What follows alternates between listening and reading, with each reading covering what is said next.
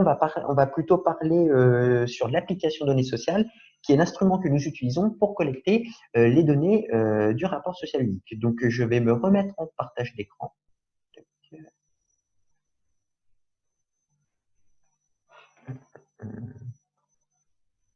Et voilà. Et donc,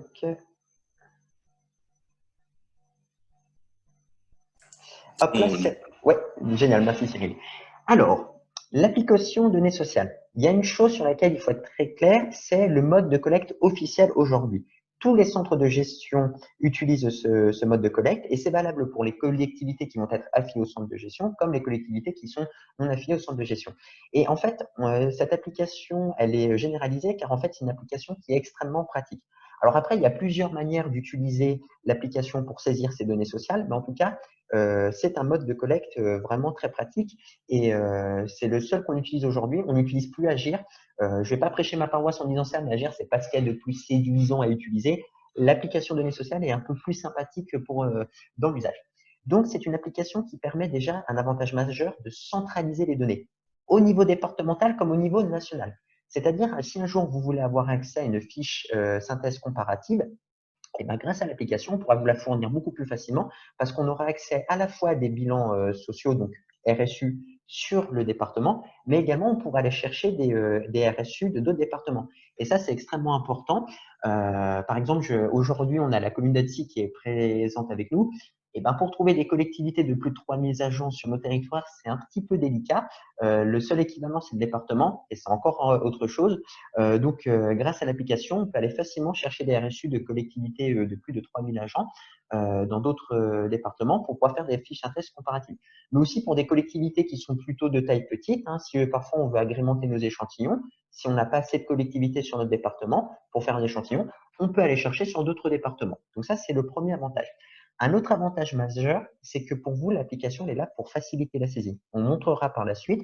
C'est une application qui a des contrôles de cohérence et donc, ça permet de savoir plus facilement où il y a des erreurs. Et pour nous-mêmes, c'est beaucoup plus facile de corriger les documents que vous envoyez parce qu'on vérifie tous les RSU que vous allez nous envoyer, on va les vérifier. Et donc, l'application nous aide à naviguer facilement entre les indicateurs, à repérer plus facilement certaines erreurs. Donc, c'est un vrai atout.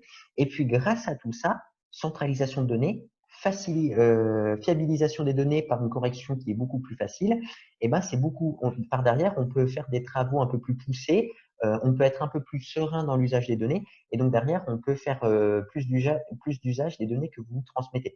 Pour celles et ceux qui ont utilisé par le passé le classeur fourni par par la DGCL pour faire le bilan social, bah, c'est vrai que c'est pas forcément très séduisant, hein, le classeur DGCL, c'est assez froid, il n'y a pas de couleur. Là, l'application, elle est plus sympathique. Ça n'empêche qu'il y a quand même quelques défauts dans l'application. Ça peut arriver hein, qu'il y ait des erreurs hein, dans la formulation des questions, dans la formulation des énoncés des tableaux. Donc, si un jour vous voyez quelque chose qui vous choque, vraiment, vous dites non, mais là, il y a un pépin, il ne faut pas hésiter à nous prévenir. Également aussi, il peut y avoir des erreurs de programmation. Parfois, c'est arrivé que l'application dise vous avez une erreur alors qu'il n'y en avait pas. Bon, bah là, c'est pas grave, on passe.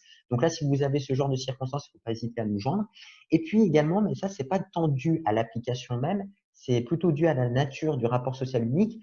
Mais c'est qu'en fait, quand vous faites votre rapport social unique, on va vous poser des questions sur les agents qui vont être présents au 31 décembre 2020, comme on va vous présenter des questions pour les agents qui auront travaillé au moins une fois au cours de l'année 2020. Donc potentiellement un peu plus d'agents que ceux qui sont présents au 31/12/2020. Et donc c'est vrai que parfois on passe du coq à l'âne. C'est pas la faute de l'application, mais c'est quelque chose qu'il faut avoir en tête quand on utilise l'application, c'est qu'on peut vraiment vous poser des questions. À un moment donné, on vous pose des questions sur cette population-là, et puis après on va vous poser des questions sur une autre population. C'est ce qui voilà. Donc ça c'est un truc qui est bon à avoir à l'esprit.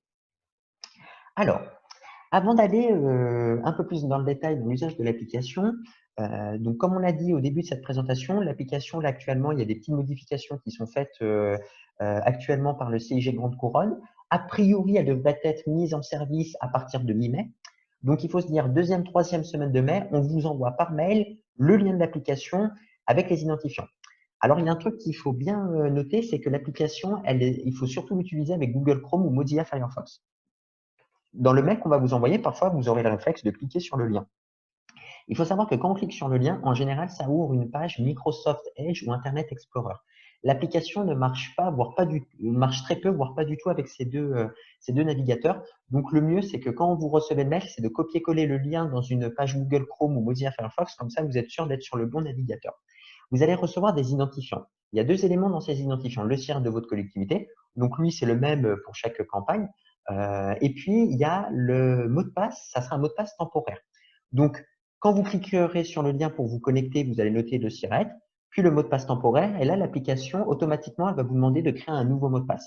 Alors, on réinitialise à chaque campagne les mots de passe pour une question de sécurité, mais également pour une raison pratique. Il y a beaucoup de collectivités qui oublient leur mot de passe. Donc, pour des raisons plus simples, on ne s'embête pas. On refait des mots de passe pour tout le monde. Il y a aussi une petite spécificité que je veux souligner, c'est que par exemple, quand vous cliquez sur le lien de l'application ou si vous copiez-collez le lien de l'application dans une barre de recherche, il se peut que vous n'arriviez pas directement sur la page de connexion. Alors, elle est très facile à reconnaître, hein, c'est écrit identifiant mot de passe. Voilà, c'est très sobre. Il se peut que vous arriviez sur la page d'accueil du site données sociales. Pour la petite histoire, c'est un site qui permet aux CDG de se partager des documents entre eux, mais également de communiquer des informations auprès des collectivités. Alors là, c'est pas grave, hein, c'est pas un labyrinthe. Si vous arrivez sur la page d'accueil du site données sociales, en haut de la page d'accueil, il y a un ovale bleu, c'est écrit se rendre sur l'application. Vous cliquez dessus, vous arrivez sur l'application. Donc, quand vous êtes connecté, la première chose qu'il faut faire, c'est vérifier ces informations pour être sûr que vous êtes, que l'adresse de la collectivité qui est renseignée est juste, que ça soit aussi les bons identifiants. On essaie de faire. Alors l'année dernière, il n'y a pas eu ce problème, hein. On s'est pas trompé. On a envoyé le bon identifiant à la bonne collectivité. Mais sait-on jamais si un jour, par un moment de faiblesse ou par erreur, on vous envoie les mauvais identifiants, en vérifiant les informations, vous serez sûr que vous aurez les bons identifiants. Alors pour ce faire, quand vous arrivez sur la page d'accueil de l'application, en haut à gauche, il y a des rubriques. Il y a notamment une rubrique qui s'appelle Mon compte. Il y a une section qui s'appelle Mes informations. On clique sur Mes informations et là, il y a le nom de la collectivité, l'adresse de la collectivité et d'autres informations. Donc là, il faut vérifier que ces informations-là soient justes. Vous pouvez faire aussi des modifications d'adresse et tout, il n'y a pas de souci. Et puis également, il y a un truc qui est extrêmement important à retenir, c'est que dans la section Mes informations, en bas de cette section, il y a une question qui est est-ce que vous autorisez votre centre de gestion à accéder à vos données? C'est un truc dans le genre. Alors parfois, c'est déjà mis oui, parfois c'est non.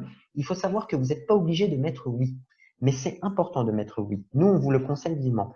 Parce que si vous êtes en cours de saisie et qu'il y a une question que vous ne comprenez pas ou qu'il y a un problème que vous n'arrivez pas à régler, eh ben nous, on peut se connecter à votre saisie pour essayer de comprendre où est le problème. Parce que si vous mettez non à cette question-là, eh ben en fait, on devra attendre que vous nous transmettez votre RSU pour vérifier le problème. Donc là, ça, c'est un élément assez important. Nous vous recommandons vivement de mettre oui à cette question. Et puis également, alors c'est un petit peu particulier avec l'application, ça c'est un réflexe qu'il faut prendre. Quand vous faites une modification, que ce soit dans la saisie de vos données ou bien de la saisie de vos informations personnelles, ces modifications ne sont pas enregistrées directement. Il faut toujours cliquer sur un bouton enregistrer ou valider qui se trouve en bas de votre page. Donc ça, c'est vraiment un truc très important à retenir. Quand on fait des modifications, on enregistre systématiquement et ça, c'est grâce à un bouton qui en général, c'est un rectangle bleu qui est en bas de la page. Et enfin, dès qu'on a fait tout ça, on va pouvoir aller choisir le mode de saisie. Donc là, l'année dernière, c'était une rubrique qui s'appelait enquête. L'année dernière, c'était mon enquête 2019. Là, ça sera mon enquête 2020. A priori, ça ne devrait pas trop changer.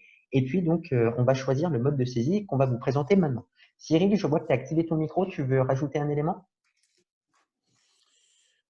Je voulais juste te dire que, enfin, c'était un complément, hein, que chaque année, on essaie toujours d'avoir une base de collectivité à jour, notamment sur les numéros SIRET qui